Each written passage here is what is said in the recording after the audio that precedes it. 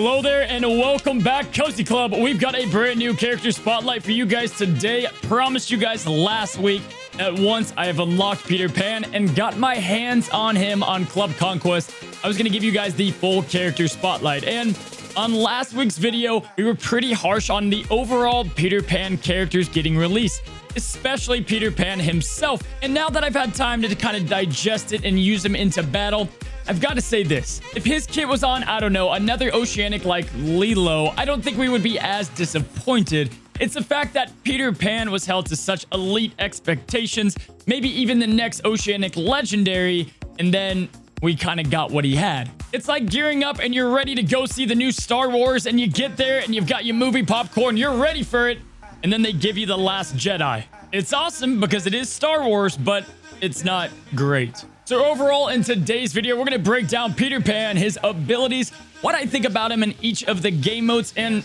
is he worth you farming or going after, especially if you're a big fan of the Oceanics. I'm going to be using him a ton on my Twitch this week, so feel free to stop by Monday, Wednesday, or Friday, and let's go ahead and get started with today's video.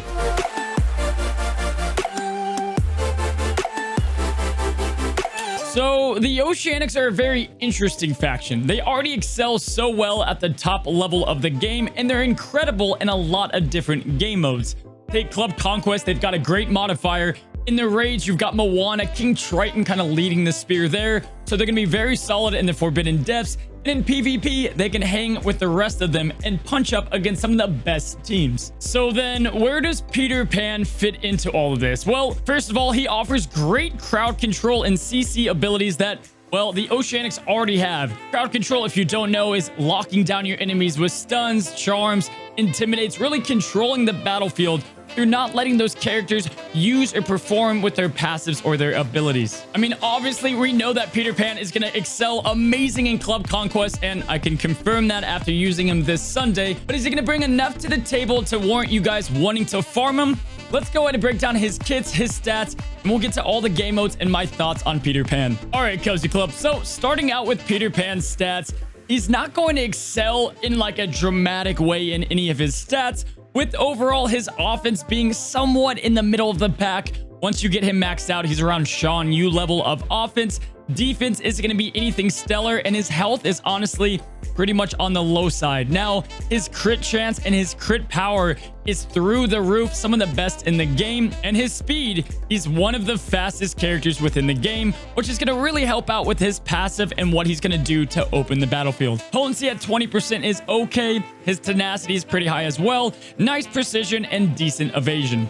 Now, it's no secret the meat and potatoes of Peter Pan lies within Club Conquest. All of his abilities are going to get a lot better within Club Conquest on offense, but what can he do in other game modes outside of that, and how does he perform in Club Conquest? We're going to talk about that in a second, but let's go ahead and look at each of his abilities. His basic Soaring Strikes is somewhat of a letdown. Yes, in Club Conquest, this thing is honestly amazing. Put it with Peter Pan's Shadow, and you get a lot going for you and a lot of extra turns out of your characters with how important basics are within this game, and being Peter Pan's Shadow, where they can only use basics outside of Club Conquest. I was really hoping for a lot of synergy here. So his basic is not his main selling point. And for an offense character, you want a very strong basic. They need to be pumping out a lot of damage.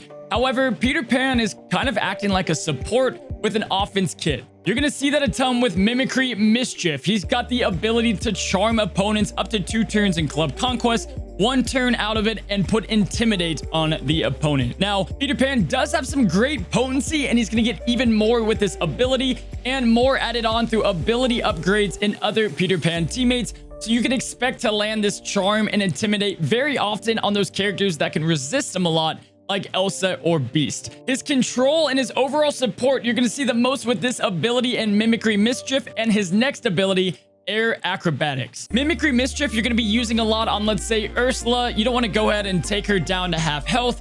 You want to keep her above that. Charm her very early in the battle, and with Peter Pan's speed, you're often going to get that off. You're going to have his passive to protect him nice, get the charm off to start off the battle, and have Ursula silence her own team or use it on other strong characters like Ralph or Hercules. However, in most situations, you're going to start off the battle with air acrobatics. This move does a ton of different things in one nice solid ability.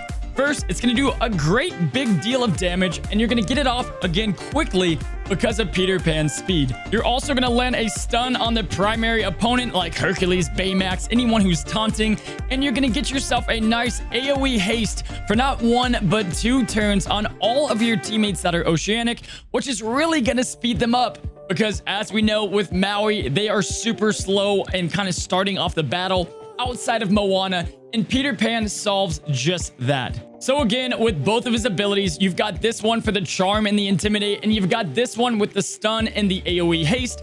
A lot of control, and you want to make sure you use the right ability depending on what's going on the battlefield. All right, so those were his abilities, but let's go ahead and take a look at his passives. And honestly, they're pretty solid for keeping him alive and making up for the lackluster defense and overall health that Peter Pan's gonna have. Crow like a rooster is definitely his best passive and really helps add to his overall survivability and makes up for the lackluster defense and health and overall stats that Peter Pan has. And again, we've talked about it a lot. He's fast, so he's gonna get this passive out very quickly. So a lot of characters in this game, they read one way and then they perform differently in the battle. So when I read this before it came out, it seemed really weird and a wonky mechanic. But as you start to use them, you understand why this is his passive, and it does add a lot to his survivability. He's going to go ahead and start out the battle or his turn with both evasion and taunt. Now, once he gets up to gear 9, he's going to get way better because he's going to get 2 evasions, which is going to keep that taunt on him a lot longer. And the whole purpose of this taunt, in my opinion, is you're going to have the enemy burn a turn, like let's say Zerg is going to waste Zerg vision on your evasion, but also you can Peter Pan shadow this a ton, creating a bunch of different taunts with a bunch of evasions, and it can overwhelm the opponent pretty quickly. Now, yes, this does mean Peter Pan is going to take some damage, to start the battle, but he's going to gain stealth and hide himself after that. And so unless they're just overwhelming you with AoEs, you should be good. And even at low star level, we're not even close to a max Peter Pan. He's able to survive the battle a lot more than he thought he would. Looking at his next passive, Goading Grin, this is really going to tie in with this one because every single time he evades, he's going to have a chance to take a helpful effect from the enemy. And overall, I like it. There's a lot of his abilities that I like a lot. I just wish they did a little bit more. So for instance, if they could purge the taunt, or I even like the evade mechanic to trigger something else, just make it a little bit better, and at the very least, maybe give it a 1-turn cooldown. And then that takes us to his lead. Now, it's no surprise. His leadership, we already talked about it. I wish there was some type of leadership outside of Club Conquest. That would be huge because the Oceanics are desperately needing one. And it's not like Maui or Peter Pan are characters that are easy to get. But I will say this thing freaking dominates within Club Conquest. I went against the hardest Sensational 6 team I could find and definitely gave it a huge run for its money. And the Peter Pan characters are pretty phenomenal within Club Conquest on offense. But we already talked about that. We know Club Conquest, he's going to be a 5 out of 5. And that's nice, but you can only use him once a week in that format. So for my Peter Pan, I'm running a Speed Stone on him at the moment to really capitalize on that fast speed. And again, getting these shadow taunts out on the field.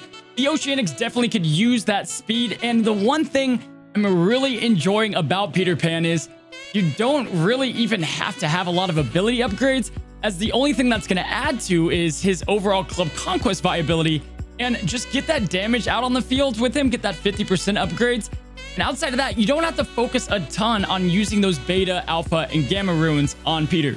So that's Peter Pan, right? That's his kit altogether, his stats, and what he looks like overall. And for being honest, I don't think you need to go after him right away. He's not going to bring anything majorly extra to your roster. There's already a lot of great Oceanics, and Bubbles and the other Crashing Wave teams at the moment can do more than enough to suffice you not needing to farm him or go after some of these other Peter Pan characters. In today's format, I'm going to give him a 5 out of 5 in Club Conquest. And talking about PvP, I'd probably give him a 7 or 8 out of 10. And that's with not even having him maxed out.